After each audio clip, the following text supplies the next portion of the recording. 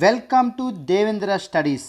మనం ఈ వీడియోలో 6వ తేదీ అంటే 6వ తేదీ అక్టోబర్ 2024 మార్నింగ్ సెక్షన్లో వచ్చినటువంటి మ్యాథ్స్ పేపర్ని ఎక్స్ప్లెయిన్ చేద్దాం. ఒకసారి గుర్తుపెట్టుకోండి, మనం ఒక కాంపిటేటివ్ పరీక్షకు వెళ్తున్నామంటే ఫస్ట్ చేయాల్సిన పని సిలబస్ ఏంటి, ఆ సిలబస్ యొక్క పరిధి తెలుసుకోవాలి.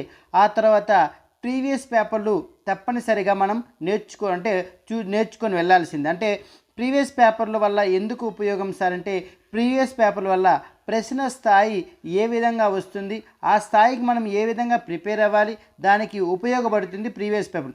అసలు ప్రీవియస్ పేపర్ చూడకుండా, సిలబస్ చూడకుండా నువ్వు ఎగ్జామ్కి పోతే మాత్రం నువ్వు ఎట్టి పరిస్థితుల్లో నువ్వు గెయిన్ కాలేవు. కాబట్టి తప్పనిసరిగా ఫస్ట్ నువ్వు సిలబస్ని అనాలిసిస్ చేసుకోవాలి. సిలబస్ యొక్క పరిధి ఏంటి, మనం ఏ టెక్స్ట్ బుక్స్ చదువుకోవాలని క్లియర్గా తెలుసుకోవాలి. తర్వాత ప్రీవియస్ బిట్స్ కూడా తప్పనిసరిగా మనం ప్రతి subject, not only maths, every subject కూడా ప్రీవియస్ పేపర్స్ని పరిశీలించాలి.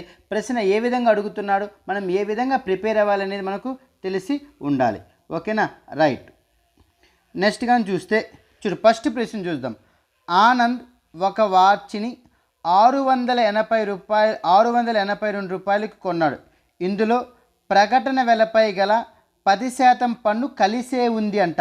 ఈ 682 రూపాయలు ఈ ప్రకటన వెలలో 10% పన్ను కలిసి ఉంది. అయితే ప్రకటన వెల ఎంత అన్నాడు. సో ఈ ప్రకటన వెలపై పన్ను ఎంత? 10% ఇంక్లూడింగ్ ఉంది. అంటే 110% విలువ ఎంతకి సమానం? 682 రూపాయలకి సమానం. ఈ 682లోనే ప్రకటన వెలపై గల 10% పన్ను కలిసి ఉంది అంటే కలిపి ఉంది. అంటే 110% విలువ 682. ప్రకటన వెల ఇప్పుడు కూడా 100% సమానం. 100% ఎంత? 110% విలువ 682 రూపాయలు అయితే 100% విలువ పెరుగుతుందా తగ్గుతుందా అంటే ఎస్, తగ్గుతుంది. కాబట్టి తక్కువ బై ఎక్కువ ఇంటూ ఆ 682 రాయి. ఈ 682. సో ఈ జీరోకి ఈ జీరో క్యాన్సిల్. 11 ఒకట్ల 11 6 టైమ్స్ పోతుంది 66. అగైన్ 2 ఉంటుంది 22. 11 ఎకంతో 2 టైమ్స్ 62 × 10 620 రూపాయలు. సో మనకు అయితే ఆ వాచ్ యొక్క ప్రకటన విల ఎంత? 620 రూపాయలు అవుతుంది. ఓకే, నెక్స్ట్ చూడు. అన్ని టెక్స్ట్ బుక్ ప్రాబ్లమ్సే, ఇది కూడా మనకు టెక్స్ట్ బుక్లో ఉంది. ట్రెపీజియం ఆకారంలో ఉన్న ఒక పొలం వైశాల్యము 200 చదరపు మీటర్లు. 2 సమాంతర భుజాల మధ్య దూరము 15 మీటర్లు మరియు ఒక సమాంతర భుజం యొక్క పొడవు 20 మీటర్లు అయినచో రెండవ సమాంతర భుజం పొడవు ఎంత అన్నాడు. ఒకటి గుర్తుపెట్టుకోండి, ప్రాబ్లం మ్యాథ్స్లో లెక్క చదవాలి.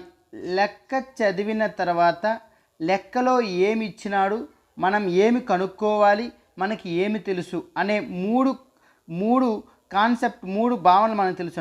లెక్కలో ఏమి ఇచ్చినాడు, మనం ఏం కనుక్కోవాలి, దానికి సంబంధించినటువంటి కాన్సెప్ట్ మనకేం తెలుసు. అర్థమవుతుందా? సో మనకేమి ఇచ్చినాడు? ట్రెపీజియం యొక్క వైశాల్యం ఎంత ఇచ్చినాడు? 240 చదరపు మీటర్లు ఇచ్చినాడు. 2 సమాంతర భుజాల మధ్య దూరం ఇచ్చినాడు. సో దూరం 2 సమాంతర భుజాల మధ్య దూరము 15 మీటర్స్ ఇచ్చాడు. ఒక సమాంతర భుజం పొడవు ఏ = 20 మీటర్స్ ఇచ్చాడు. రెండవ సమాంతర భుజం పొడవు తెలిసి ఉండాలి. చూడు, ట్రెపీజియం అంటేనే మనకు 2 సమాంతర భుజాల పొడవులు, వాటి మధ్య లంబ దూరము ఇది హెచ్, ఏ కామా బి. 2 సమాంతర భుజాలు ఏ కామా బి, వాటి మధ్య లంబ దూరం హెచ్ అయితే అప్పుడు ట్రెపీజియం యొక్క వైశాల్యం 1/2 హెచ్ ఇంటూ ఏ ప్లస్ బి అవుతుంది. సో ట్రెపీజియం యొక్క వైశాల్యం సూత్రం ఏంటి? సమాంతర భుజాల మధ్య దూరము, సమాంతర భుజాల పొడవులు ఇచ్చినప్పుడు ఆ ట్రెపీజియం యొక్క వైశాల్యానికి సూత్రము 1/2 హెచ్ ఇంటూ ఏ ప్లస్ బి. చూడు, ఇక్కడ 1/2 హెచ్ వాల్యూ వాడే ఇచ్చినాడు 15, ఒక సమాంతర భుజం పొడవు 20. సూత్రంలో విలువలను ప్రతిక్షేపిస్తున్న బి ఈక్వల్ టు ట్రెపీజియం, ఆ పొలం ట్రెపీజియం ఆకారంలో ఉంది. అప్పుడు ఆ ట్రెపీజియం వైశాల్యం 240. చూడు క్యాన్సల్ 15 వన్స్ పోతుంది, ఇంకెంత మిగులుతుంది? 15 అంటే అదొక 5 4 90 ఎన్నిసార్లు పోతుంది? 6 టైమ్స్ పోతుంది. సో 20 + b = ఇక్కడ భాగిస్తూ ఉంది 2, అప్పకపోతే గుణిస్తే 2 16 32. So b = 32. ఈ +20 అప్పకపోతే -20 అవుతుంది. b = ఎంత? 12 మీటర్లు. b = ఎంత? 12 మీటర్లు. b = 12 మీటర్లు. సో b = 12 మీటర్లు. సో 12 మీటర్లు. రైట్, అర్థమైంది అనుకుంటా. Next one 93. సమాంతర చతుర్భుజం ABCDలో యాంగిల్ A, యాంగిల్ Cలు ఎదురెదురు కోణాలు అయితే క్రింది ప్రవచనాలలో ఎల్లప్పుడూ సత్యమైనది. చూడు, సమాంతర చతుర్భుజంలో in a parallelogram opposite angles are equal. ABCD సమాంతర చతుర్భుజం యొక్క ధర్మాలలో ఒక ప్రాపర్టీ ఏం చెప్తుందంటే, సమాంతర చతుర్భుజం యొక్క ఎదురెదురు కోణాలు అంటే అభిముఖ కోణాలు ఎలా ఉంటుందంటే సమానంగా ఉంటుంది. బాగా గుర్తుపెట్టుకో, సమాంతర చతుర్భుజములో అభిముఖ కోణాలు సమానం. సమాంతర చతుర్భుజంలో అభిముఖ కోణాలు సమానం. In a parallelogram opposite angles are equal. Angle A = angle Cకి సమానం.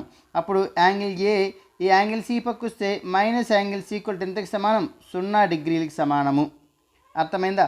సో సమాంతర చతుర్భుజంలో అభిముఖ కోణాలు సమానంగా ఉంటుంది. అభిముఖ కోణాలు సమానంగా ఉంటుంది కాబట్టి యాంగిల్ A = యాంగిల్ C. అదేవిధంగా యాంగిల్ B = యాంగిల్ D గాని అవుతుంది. యాంగిల్ B = యాంగిల్ D కూడా అవుతుంది. రైట్. సో అప్పుడు ఆన్సర్ ఏమవుతుంది? Angle A - angle C = 0 degrees. Next one చూడు, బీజీయ సమాసాల్లో చతుర్విధ ప్రక్రియలు ఇచ్చాడు. చూడు, 9x² y² × 3z - 24 divided by 27xy z - 8. Right, ఒకసారి చూడండి, ఇక్కడ ఈ 3z - 24లో నుంచి ఏం కామన్ తీయచ్చు? 3ని కామన్ తీద్దాం. సరే, 3ని కామన్ తీసే ప్రయత్నం చేస్తున్నా. 9x² y² 3ని కామన్ తీస్తున్నా. అప్పుడు ఏం మిగులుతుంది? z. 3ని కామన్ తీస్తే ఇది 3 × 8గా రాయచ్చా? 3ని కామన్ తీస్తే ఇంకెంత మిగిలింది? 8 divided by 27xy z - 8. 27xy × z - 8. చూడు, ఒకసారి గమనించు, z - 8 z - 8 చూడు, z - 8 z - 8 క్యాన్సిల్. 3 1 3 9. ఈ 9కి 9 కూడా క్యాన్సిల్. ఈ x² ఒక xకి ఈ xకి, y² ఉన్న ఒక yకి ఇక్కడ y క్యాన్సిల్ పోతే ఇంకా లవంలో ఏం మిగిలింది? xy మాత్రమే మిగిలింది. హారంలో ఏమైనా మిగిలిందంటే హారంలో ఇంకేం మిగలలేదు. కాబట్టి ఆన్సర్ ఏమవుతుంది? xy అవుతుంది. ఆన్సర్ ఏమవుతుంది? xy అనేది ఆన్సర్ అవుతుంది. రైట్. నెక్స్ట్ వన్, ఒక శూన్యేతర పూర్ణాంకము మరియు దాని పరపదం యొక్క లబ్ధం ఎల్లప్పుడు అన్నాడు. ఒక శూన్యేతర పూర్ణాంకం 2 తీసుకుందాం. దాని పరపదం అంటే తర్వాత పదం. తర్వాత ఏమవుతుంది? 3. వాటి లబ్ధం ఎంత? 6. అదేవిధంగా మరొక ఎగ్జాంపుల్గా తీసుకో, 4 × 5. చూడు, ఒక శూన్యేతర పూర్ణాంకము దాని పరపదము 4 × 5 = 20. అదేవిధంగా 5 తీసుకుందాం. 5 దాని పరపదం ఎంత? 6. అప్పుడు ఎంత వస్తుంది? 5 × 6 = 30. ఇది అన్నీ కూడా ఏది? 3 కూడా సరి సంఖ్య అవుతుంది. 3 కూడా ఏమవుతుంది? సరి సంఖ్య అవుతుంది. ఇది బేస్ సంఖ్య కాదు. అన్ని సందర్భాల్లో ఏమొస్తుందో దాన్ని గమనించు. అన్ని సందర్భాలు సార్ అన్నిట్లో కూడా మనకు సంయుక్త సంఖ్య వస్తూ ఉందని అనొచ్చు. చూడు, 1 ఇంటూ దాని పరపదము 2. సో 1 × 2 ఎంత? 2నే. 2 అనేది సంయుక్త సంఖ్య కాదు, కానీ ఇది ఏమవుతుంది? సరి సంఖ్య. అన్ని సందర్భాల్లో ఎల్లప్పుడూ అన్నాడు కాబట్టి మనకు ఒక శూన్యేతర పూర్ణాంకము మరియు దాని పరపదం యొక్క లబ్ధం ఎల్లప్పుడూ ఏమవుతుంది? ఒక సరి సంఖ్య అవుతుంది. ఏమవుతుంది? ఒక సరి సంఖ్య అవుతుంది. ఓకేనా? రైట్. నెక్స్ట్ వన్, ఒక పాచికను దొర్లించినప్పుడు వచ్చిన సంఖ్య 2 మరియు 3ల రెండింటిచే గుణిజము కావడానికి సంభావిత ఎంత అన్నాడు. ఫస్ట్ మనకు సంభావ్యతకు సూత్రం ఏంటి అంటే అనుకూల అవకాశాల సంఖ్య బై మొత్తం అవకాశాల సంఖ్య. ఫస్ట్ మనం శాంపుల్ ఆవరణం రాయాలి. ఒక పాచిక విసిరినప్పుడు అంటే ఒక పాచికను దొల్లించినప్పుడు శాంపుల్ ఆవరణం 1 రావచ్చు, 2, 3, 4, 5, 6. ఇది శాంపుల్ ఆవరణం. అంటే n ఆఫ్ x = 6 అంటే మొత్తం అవకాశాల సంఖ్య 6. చూడు సంభావిత p ఆఫ్ a = ఏమవుతుంది, మనకు ఆ ఘటన జరిగేందుకు అనుకూల అవకాశాల సంఖ్య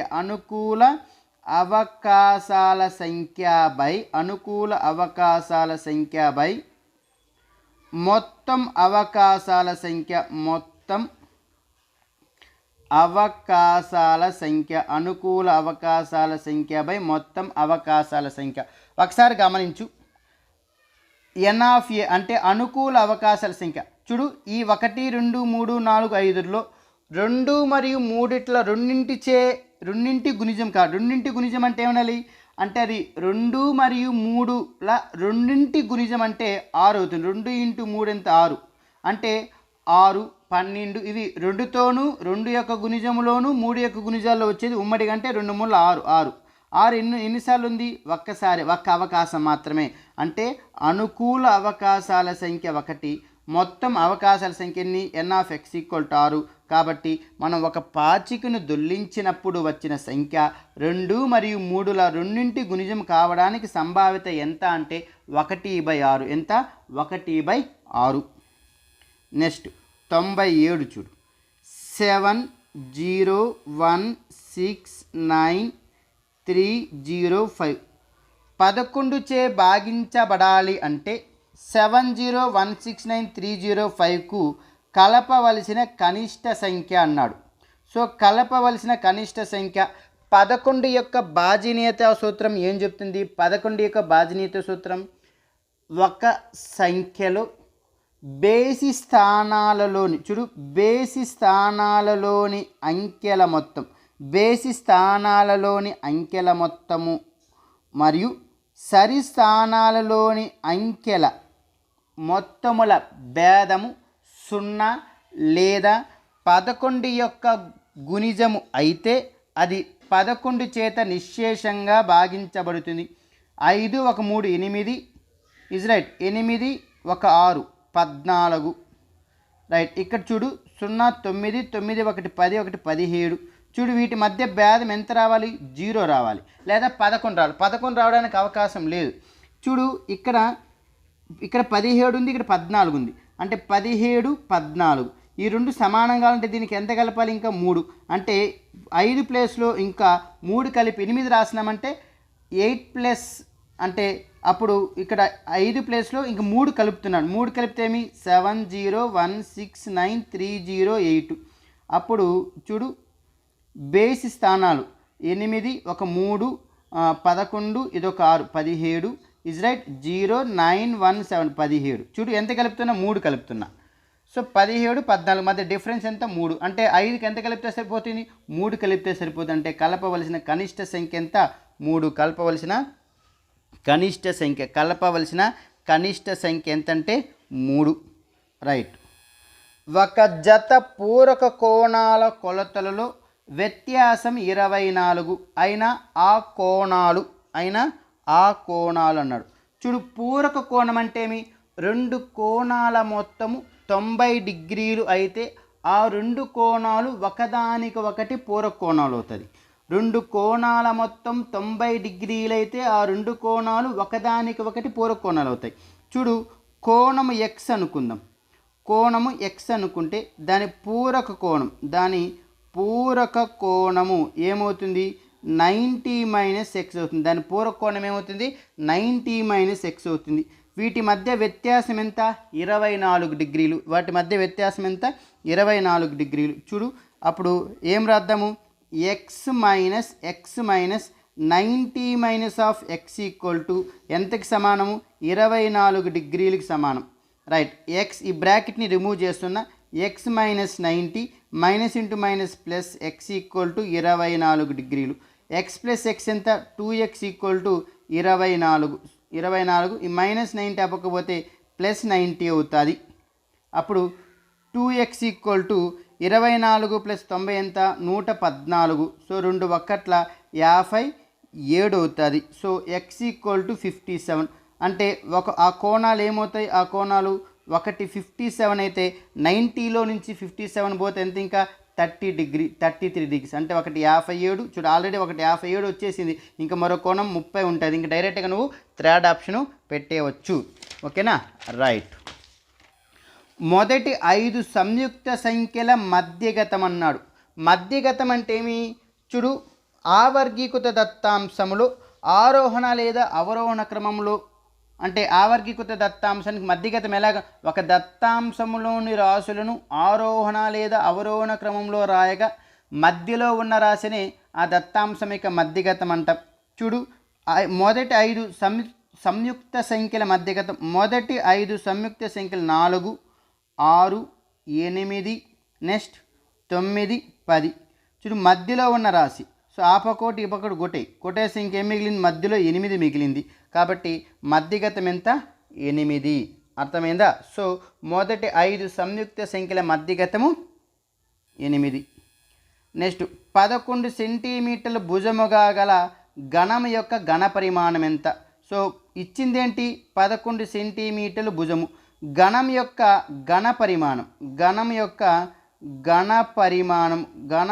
ఘన పరిమాణానికి సూత్రం ఏంటి అంటే ఏ క్యూబ్. ఘనం యొక్క ఘన పరిమాణం సూత్రం ఏంటి, ఏ క్యూబ్. ఏ క్యూబ్ అంటే 11 క్యూబ్. 11 క్యూబ్ ఈక్వల్ టు ఏమి, 11 క్యూబ్ ఈక్వల్ టు ఎంత, ఐ థింక్ 121 అంటే 1331 అవుతుంది. ఓకేనా. సో 1331 ఘన సెంటీమీటర్లు. సో ఘనం యొక్క ఘన పరిమాణం ఏ క్యూబ్, 11 క్యూబ్ ఈక్వల్ టు 1331 అవుతుంది. రైట్. క్రింది వానిలో ఏది ప్రధాన సంఖ్య? చూడు, 100లో ఒక ప్రధాన సంఖ్యలు మొత్తం 25 ఉంటుంది. సో ఈ 25 ప్రధాన సంఖ్యలు కూడా మనకు తెలిసి ఉండాలి. సో ప్రధాన సంఖ్య అంటే ఏమి, ఒక సంఖ్యకు 1 మరియు అదే సంఖ్య మాత్రమే కారణాంకం ఉంటే ఆ సంఖ్యను మనం ప్రైమ్ నెంబర్ అంటే ప్రధాన సంఖ్య అంటాం. 81 9 ఎక్కం అంటే మన పరిభాషలో చెప్పాలంటే అది ఏ ఎక్కంతో పోకూడదు. 87 3 ఎక్కంతో పోతుంది. 91 13 ఎక్కంతో 13 ఏళ్ళ. 97 అనేది మనకు ఈ క్రింద ఇచ్చినటువంటి సంఖ్యలో 97 అనేది ప్రధాన సంఖ్య అవుతుంది. 97 మనకు రెండంకెల సంఖ్యలో అతిపెద్ద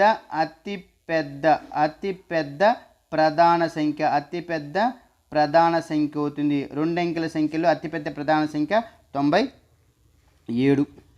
నెక్స్ట్ చూడు, 4⁻³ హోల్ స్క్వేర్ డివైడెడ్ బై 2⁻⁻6. దీన్ని ఎలా రాద్దామంటే a⁻⁻mని 1/a⁻mగా రాయొచ్చు. a⁻⁻mను 1/a⁻mగా రాస్తాం. అప్పుడు 1/4³ రాస్తా. హోల్ స్క్వేర్ డివైడెడ్ బై 2⁻⁻6ని 1/2⁻6గా రాయొచ్చు. చూడు, a⁻⁻mని 1/a⁻mగా రాస్తున్నా. చూడు, again a⁻m whole power n equal to ఏ విధంగా రాయొచ్చు అంటే a⁻mnగా రాయొచ్చు. అప్పుడు 1/3² ఎంత, 3 × 2 ఎంత, 6 అంటే 4/6. ఇక్కడ ఎప్పుడైతే డివైడెడ్ బై సింబల్ ఉందో దాన్ని మల్టిప్లికేషన్ సింబల్గా మారుస్తా. అప్పుడు ఇది లవహారాలు తారుమారు అవుతాయి. ఎప్పుడైతే డివిజన్ సింబల్ ఉందో దాన్ని లవహారాలను తారుమారు చేసినప్పుడు ఏమవుతుంది, లవహారాలు తారుమారు అవుతాయి. అంటే 2/6. సో 4/6 కదా, 4ని ఏ విధంగా రాయొచ్చు, 2² హోల్ పవర్ 6గా రాయొచ్చా. అగైన్ ఇప్పుడే నేర్చుకున్నాం, ఏమని నేర్చుకున్నాం, a⁻m whole power n equal to a⁻mn అంటే 2 × 6 12 అంటే 2/6/2/12 దట్ ఈక్వల్ టు ఇక్కడ 2 6 టైమ్స్ ఉంది, ఇక 12 టైమ్స్ ఉంది, క్యాన్సిల్ పోతే ఇది 6 టైమ్స్ అవుతుంది.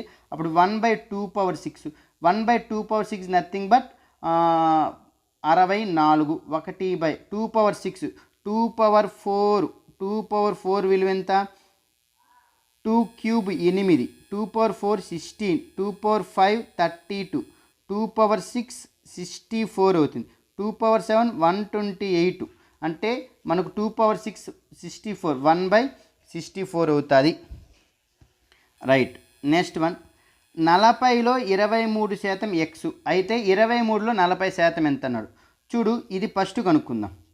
40లో 23%, 23%ని 23/100 శాతం అంటేనే దాన్ని భిన్న రూపంలో రాయాలంటే శాతం గుర్తుని తీసి 100 చేత భాగించాలి. Equal to X. ఈ జీరోకి ఈ జీరో క్యాన్సిల్. 4 అంటే 2 టేబుల్ ఇది 2 టైమ్స్ పోతుంది, 5 టైమ్స్ పోతుంది. 2 × 23 43 ఈక్వల్ టు ఈ 5 భాగిస్తుంది, ఆ పక్కపోతే గుణిస్తే 5x అవుతుంది. రైట్. సేమ్ ఇప్పుడు ఏమన్నాడు, 23లో 40% ఎంత? 23లో 40% 40%. 40% ఇలా రాయొచ్చు, 40/100. 40/100. సో ఈ జీరోకి ఈ జీరో క్యాన్సిల్. Is clear. ఇది 2 టేబుల్ ఇది 2 టైమ్స్ పోతుంది, 5 టైమ్స్ పోతుంది. దట్ ఈక్వల్ టు 23 × 2 ఎంత? 43/5. దట్ ఈక్వల్ టు 43ని ఎలా రాయొచ్చు? ఇన్ టర్మ్స్ ఆఫ్ ఎక్స్లో కావాలి కాబట్టి వాడు అడిగింది ఏంటి? ఇన్ టర్మ్స్ ఆఫ్ ఎక్స్లో కావాలి. సో 43 = 5x రాస్తున్నా. 5x/5. ఈ 5 క్యాన్సిల్ అయితే ఎంత అవుతుంది? ఎక్స్ అవుతుంది. ఏమి? ఎక్స్ అవుతుంది. రైట్. తరగతిలో 40 మంది విద్యార్థులు కలరు. బాలికల సంఖ్య అంట బాలుర సంఖ్య కంటే 10 అధికము. అయితే బాలికల సంఖ్యకు బాలుర సంఖ్యకు గల నిష్పత్తి ఎంత అన్నాడు. చూడు, ఒక తరగతిలో మొత్తం విద్యార్థుల సంఖ్య 40. ఇప్పుడు మనం బాలికల సంఖ్య బాలుర సంఖ్య కంటే 10 అధికము. అప్పుడు ఒకసారి గమనించు, బాలురు ఎక్స్ అనుకుంటే బాలికల సంఖ్య ఏమవుతుంది? x+10. ఇప్పుడు ఈ మొత్తం బాలుర సంఖ్య మరియు బాలికల సంఖ్యను కానీ కూడితే ఎంత రావాలి? తరగతిలోని మొత్తం విద్యార్థుల సంఖ్య 40 రావాలి. So according to problem x+10 equal to ఎంతకి సమానం? 40కి సమానం. x+x 2x equal to 40. ఈ +10 నా పక్క పోతే -10 అవుతుంది. అప్పుడు 2x ఈక్వల్ టు 30 అవుతుంది. 2 1ల 2 15ల x ఈక్వల్ టు 15. అప్పుడు మనకు బాలుర సంఖ్య ఏమి? x కాబట్టి 15. బాలికల సంఖ్య x+10 అంటే 15+10 ఎంత? 25. ఇప్పుడు ఏమన్నాడు? బాలికల సంఖ్యకు బాలుర సంఖ్యకు ఫస్ట్ ఏం రాయాలి? బాలికల సంఖ్య అంటే బాలికల సంఖ్యకు మరియు బాలుర సంఖ్యకు మధ్య గల నిష్పత్తి 25:15. 5 టేబుల్లో క్యాన్సిల్. ఇది 5 టైమ్స్ పోతుంది, ఇది 3 టైమ్స్ పోతుంది. అంటే 5:3 అంటే బాలికల మధ్య నిష్పత్తి ఎంత? 5:3 అవుతుంది. ఓకేనా? రైట్. నెక్స్ట్ వన్ 72 రూపాయలకు కొనుగోలు చేసిన బొమ్మ 80 రూపాయలకు అమ్మబడింది. అయితే లాభశాతము ఎంత? చూడు,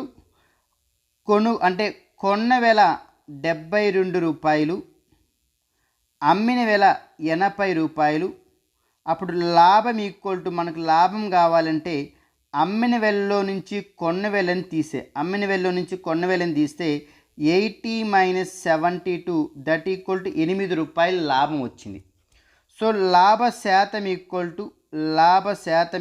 టు లాభము బై కొన్న వేల. ఇప్పుడు కూడా లాభశాతాన్ని కానీ నష్టశాతాన్ని కానీ మనం కొన్న వేల మీదే లెక్కిస్తాము. సో లాభము 8 రూపాయలు, కొన్న వేల 72 రూపాయలు × 100. చూడు, 8 1ల 8 9ల అంటే 100/9. 100/9 అంటే ఎంత వస్తుంది? ఇది అపక్రమ భిన్నము మిశ్రమ భిన్నంలోకి మారిస్తే 100 9 ఎన్నిసార్లు? 11 టైమ్స్. ఇంకా మిగిలింది 1 అంటే 11 1/9. చూడు, నీకు డౌట్గా అంటే 9 11లో 99 + 1 99 + 1 100. So right. సో 11 1/9 అవుతుంది. ఓకేనా? రైట్. నెక్స్ట్ వన్, ఒక రాంబస్ యొక్క కర్ణముల పొడవులు 24 సెంటీమీటర్లు 38 సెంటీమీటర్లు అయితే దాని వైశాల్యం ఎంత అన్నాడు. చూడు, కర్ణాలు D1 ఒకటి 24 సెంటీమీటర్లు, D2 ఎంత ఇచ్చినాడు? 38 సెంటీమీటర్లు. కర్ణాలు D1, D2 ఇచ్చినప్పుడు రాంబస్ యొక్క వైశాల్యం ఏమవుతుంది? ఆఫ్ D1 D2 అవుతుంది. రాంబస్ యొక్క వైశాల్యము ఆఫ్ D1 D2 అవుతుంది. రైట్. సో కర్ణాలు D1, D2 ఇచ్చినప్పుడు రాంబస్ యొక్క వైశాల్యం of D1 D2. So 1/2 D1 24 D2 38. So 2 1 2 12. So 38 into 12 ఎంత వస్తుంది? 456 చదరపు సెంటీమీటర్. 456 చదరపు సెంటీమీటర్లు. ఓకేనా? రైట్. నెక్స్ట్ చూడు, సంవత్సరానికి 10% బారు వడ్డీ రేటుతో 5,000 రూపాయలు పెట్టుబడి పెడితే 3 సంవత్సరాల చివర వచ్చే వడ్డీ ఎంత అన్నాడు. సో ప్రిన్సిపల్ అసలు 5,000 రూపాయలు, వడ్డీ 10%, టైము 3 సంవత్సరాలు అన్నాడు. సో వడ్డీ, బారు వడ్డీకి సూత్రం ఏంటి? PTR/100 అవుతుంది. దట్ ఈక్వల్ టు అసలు 5,000 టీ 3 సంవత్సరాలు, రేట్ ఆఫ్ ఇంట్రెస్ట్ 10%/100. ఈ జీరోకి ఈ జీరో క్యాన్సిల్, ఈ జీరోకి ఈ జీరో క్యాన్సిల్ అవుతుంది. 3 5s are 15. ఆ 2 సున్నాలు అలాగే రాస్తాం. అంటే 3 సంవత్సరాల తర్వాత చివరి వచ్చే వడ్డీ ఎంత అంటే 1500 అవుతుంది. ఎంత? 1500 అవుతుంది. ఓకేనా? రైట్. నెక్స్ట్, ఒక క్రమ షడ్భుజి యొక్క భ్రమణ సౌష్ఠవ పరిమాణం అన్నాడు. సో భ్రమణ సౌష్ఠవ పరిమాణం అంటే ఏమి? ఏదైనా ఒక సరళ సమృత పటాన్ని దాని మధ్య బిందువు గుండా 360 డిగ్రీలు భ్రమణము చెందించినప్పుడు అది తన యథార్థ స్థానాన్ని, అంటే తన యథార్థ ఆకారాన్ని ఎన్నిసార్లు అయితే పొందును దానిని ఆ సరళ సమృత పటం యొక్క భ్రమణ సౌష్ఠవ పరిమాణము అంటారు. ఏం చెప్తున్నాను?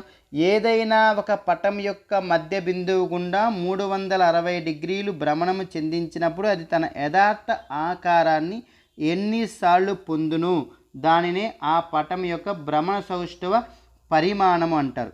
ఇంకా క్రమ బహుభుజి విషయంలో బాగా గుర్తుపెట్టుకో. క్రమ బహుభుజి విషయంలో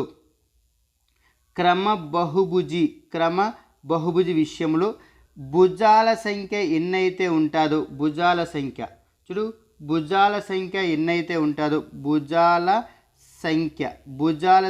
ఎన్నైతే ఉంటుందో మనకు భ్రమణ సౌష్ఠవ పరిమాణము కూడా అంతే ఉంటుంది. భ్రమణ సౌష్ఠవ పరిమాణం కూడా అంతే ఉంటుంది. సో ఇక్కడ క్రమ షడ్భుజి అంటే ఎన్ని భుజాలు? 6 భుజాలు. సో 6 భుజాలు అంటే భ్రమణ సౌష్ఠవ పరిమాణం కూడా ఎంత ఉంటుంది? భ్రమణ సౌష్ఠవ పరిమాణం కూడా 6 ఉంటుంది. భ్రమణ సౌష్ఠవ పరిమాణము కూడా 6 ఉంటుంది. సో కాబట్టి క్రమ షడ్భుజి యొక్క భ్రమణ సౌష్ఠవ పరిమాణం ఎంత? 6. సో క్రమ బహుభుజి అంటే నువ్వేం గుర్తుపెట్టుకోవాలి? క్రమ బహుభుజి విషయంలో భుజాల సంఖ్య ఎన్నైతే ఉంటుందో భ్రమణ సౌష్ఠవ పరిమాణము కూడా అంతే. రైట్. నెక్స్ట్ 8 మీటర్ల ఎత్తు గల ఒక విద్యుత్ స్తంభము 24 మీటర్ల పొడవు గల నీడను ఏర్పరుస్తుంది. అదే సందర్భంలో ఒక భవనము 18 మీటర్ల పొడవు గల నీడను ఏర్పరిస్తే ఆ భవనము ఎత్తు ఎంత అన్నాడు. ఒకసారి గమనించు. 18 మీటర్ల ఎత్తు గల ఒక విద్యుత్ స్తంభము 24 మీటర్ల పొడవు గల నీడను ఏర్పరిచింది. సో విద్యుత్ స్తంభం ఎత్తు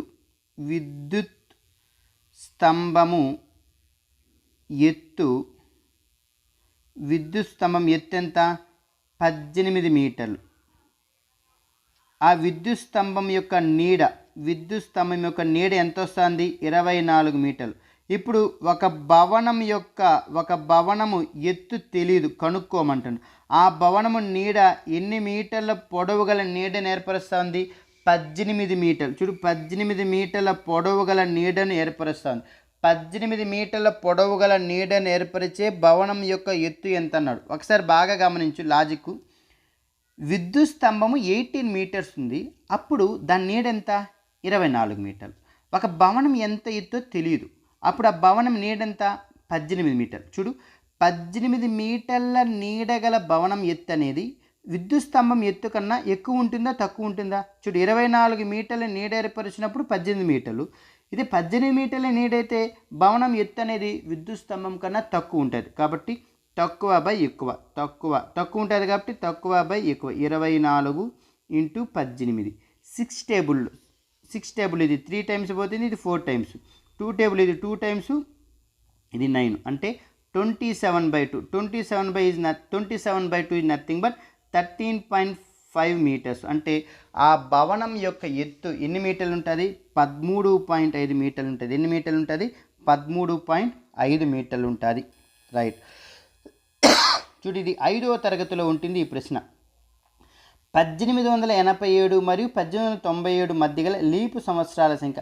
అసలు లీపు సంవత్సరం అంటే ఏమిటి? ఏదైనా ఒక సంవత్సరం 4 చేత నిశ్శేషంగా భాగించబడితే ఆ సంవత్సరాలను లీపు సంవత్సరాలు అంటారు. కానీ శతాబ్ద సంవత్సరాల విషయంలో మాత్రం అది 400 చేత నిశ్శేషంగా భాగించబడాలి.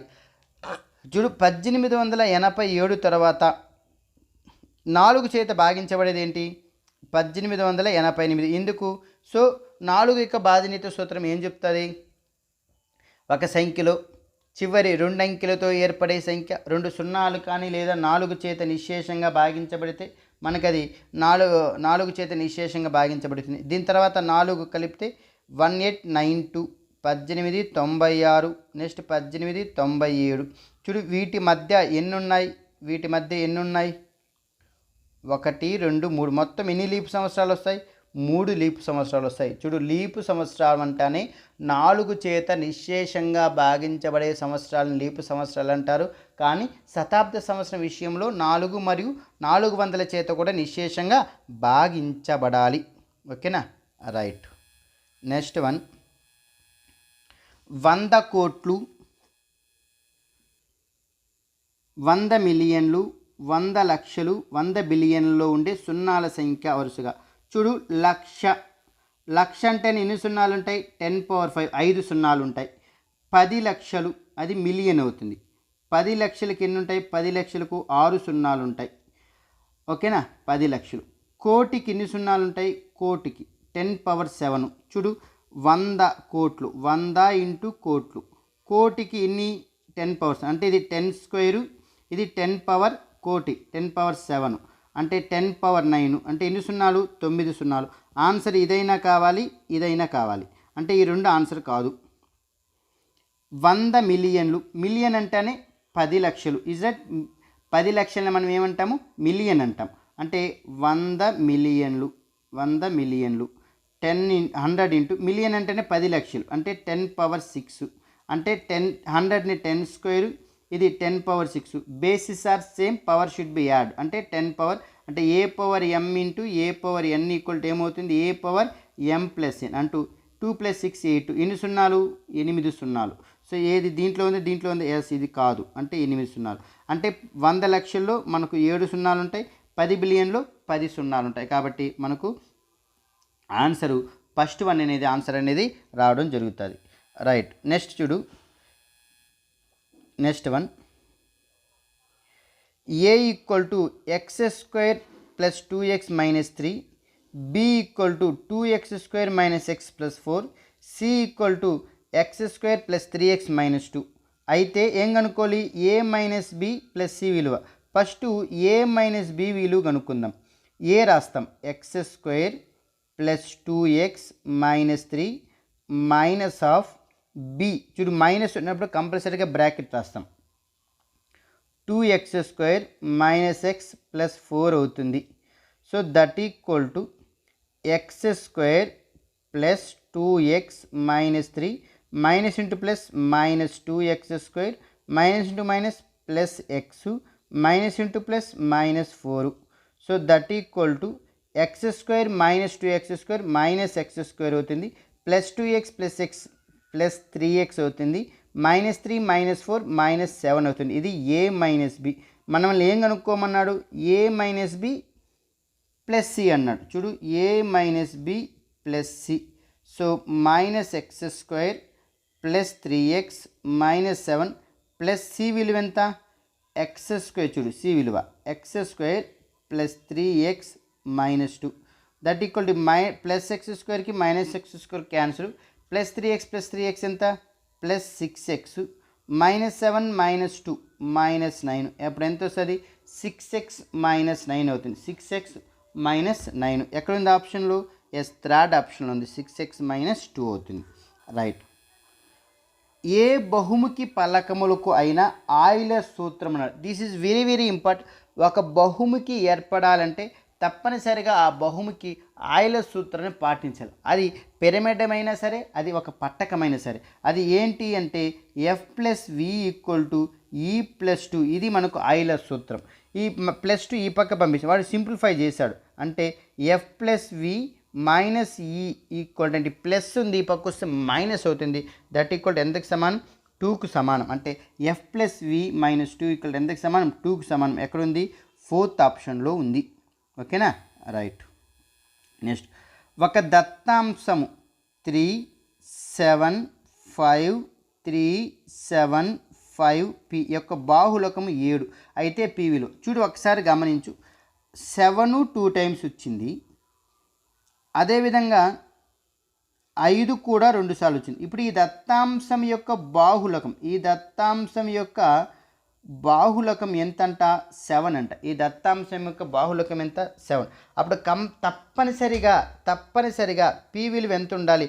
ఈ దత్తాంశంలో P విలువ 7 ఉంటేనే ఈ దత్తాంశం యొక్క బాహులకం ఎంత అవుతుంది? 7 అవుతుంది. ఒకవేళ ఈ దత్తాంశం యొక్క బాహులకం 5 ఇచ్చింటే P విలువ కూడా ఎంత ఉంటుంది? 5 ఉంటుంది. ఎందుకు సార్ 7 అంటే ఇక్కడ 7 ఇక్కడ 7 ఉంది, 5 కూడా 2 టైమ్స్. అంటే P విలువ తప్పనిసరిగా 7 ఉంటేనే అప్పుడు బాహులకం ఎంత అవుతుంది? 7 అవుతుంది. ఇది బాహులకం. అప్పుడు ఈ దత్తాంశం యొక్క బాహులకం 7 కాబట్టి P విలువ కూడా P = 7 అవుతుంది. సో ఇది మనకు 6వ తేదీ మార్నింగ్ సెక్షన్ రాసినటువంటి పేపర్. తప్పనిసరిగా మనం ప్రీవియస్ పేపర్లు నేర్చుకోవాల్సిందే, నేర్చుకుంటేనే మనకు ఉపయోగం ఉంటుంది. So thank you.